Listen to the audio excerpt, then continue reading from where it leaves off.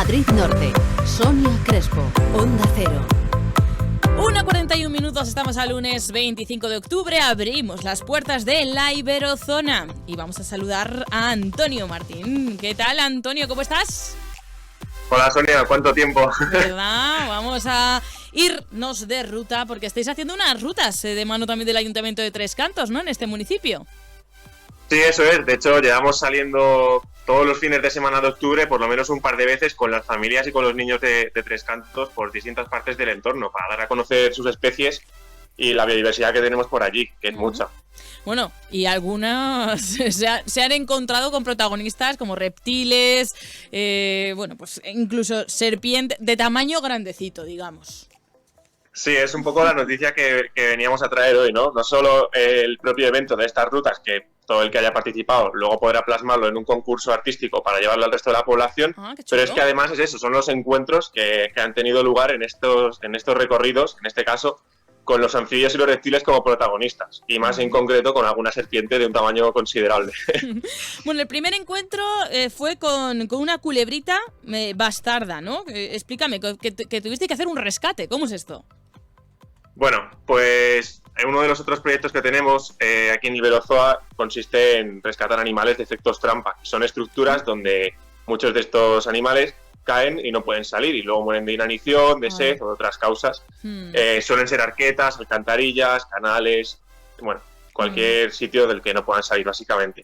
Y bueno, pues en este caso, antes de la ruta, justo avistamos una pequeñita culebra bastarda que se la llevamos luego a los niños para que los vieran con las familias, porque bueno, a través del contacto directo con estos animales es como realmente te quitas el miedo, ¿no? Con ellos, y sobre todo en animales tan estigmatizados.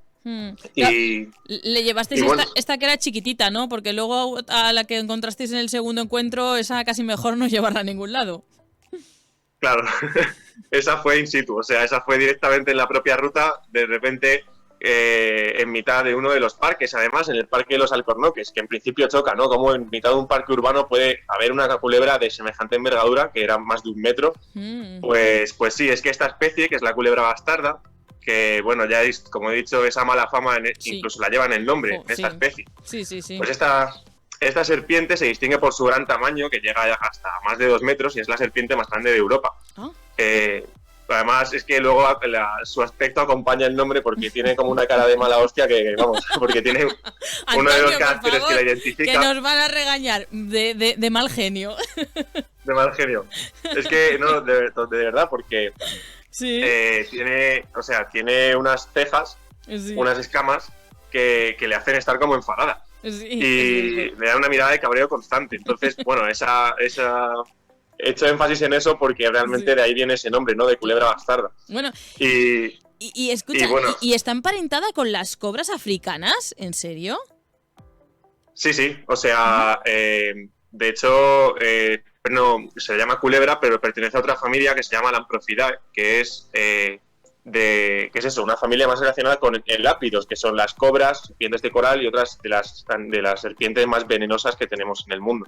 En este caso, la culebra bastarda es venenosa también, pero su veneno no afecta a la salud humana, no la compromete, o sea, no más allá que lo que pueda producir una avispa, y además lo inocula con sus colmillos traseros.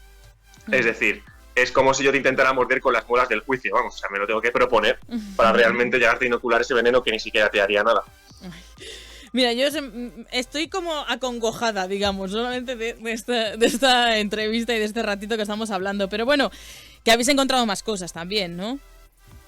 Sí, hemos visto más especies, ¿no? Por ejemplo, lagartos ocelados, culebrillas ciegas, gallipatos, bueno, animales que siempre hablamos en las rutas con tarjetas, pero cuando los ves en físico realmente es cuando impactan. Y de hecho también nos ha acompañado Escalerita, que es, en este caso no es un animal real, o sí, depende de cómo lo consideres, pero es un peluche gigante de una serpiente, de una culebra de escalera, que de hecho lo fabricó nuestra amiga Rocío, que le mando un fuerte saludo si está escuchando esto, pero básicamente pues es otro de los argumentos que usamos pues para empatizar más con estos animales. Además, la culebra escalera es una especie que también aparece en estos itinerarios, que es una experta cazadora de roedores.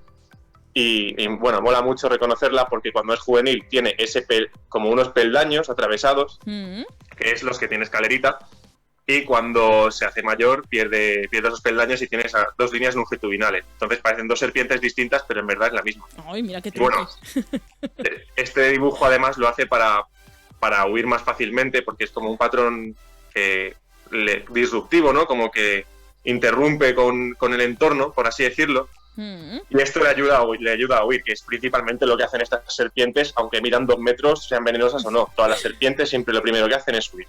O sea, que de ahí nos tenemos que mantener un poquito más tranquilos. Nos tienen casi más miedo ellas a nosotras que nosotros a ellos, pero bueno, es que claro, si vemos este tipo de encuentros en unos sitios pues más alejados, tal, pero si lo vemos tan cercanos al casco urbano, ¿no? Da mucho que pensar. Claro, eso es. Aquí en Val de los Hielos, o detrás de la Renfe, en Tres Cantos, pues parecen encuentros más normales, pero claro, la gente se pregunta, ¿debemos preocuparnos por ver estas cosas, por su presencia? Pues si estás pensando en su peligrosidad, como he dicho antes, la respuesta es no. O sea, deberías temerle más a la picadura de una abeja o al mordisco de un perro, que es mucho más probable y más dañino que cualquier especie que tenemos aquí, al menos hasta que empezamos a ir ya más a la sierra.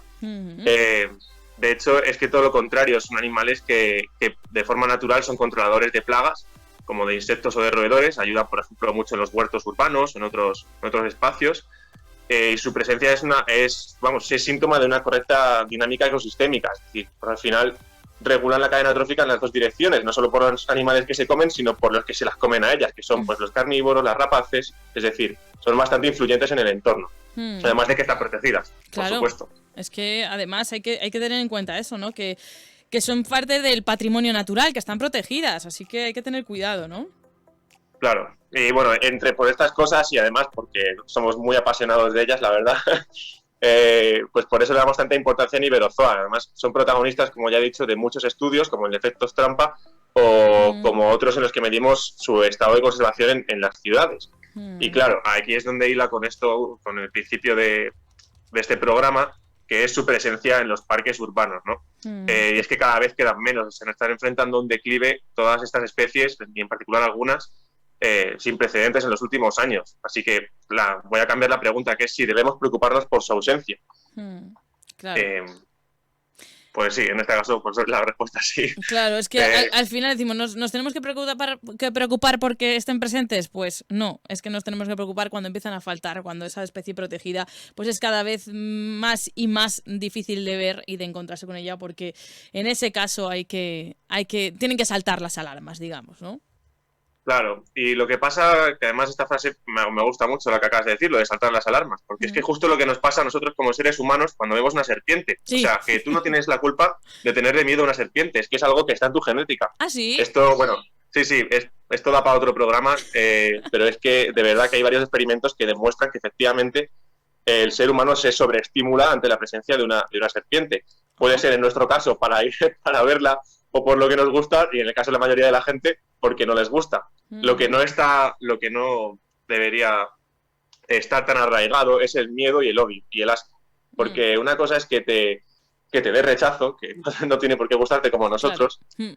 Pero otra cosa es que las odies, que fomentes el matarlas o que realmente pienses que estos animales no deberían estar ahí cuando efectivamente son parte de nuestro entorno también.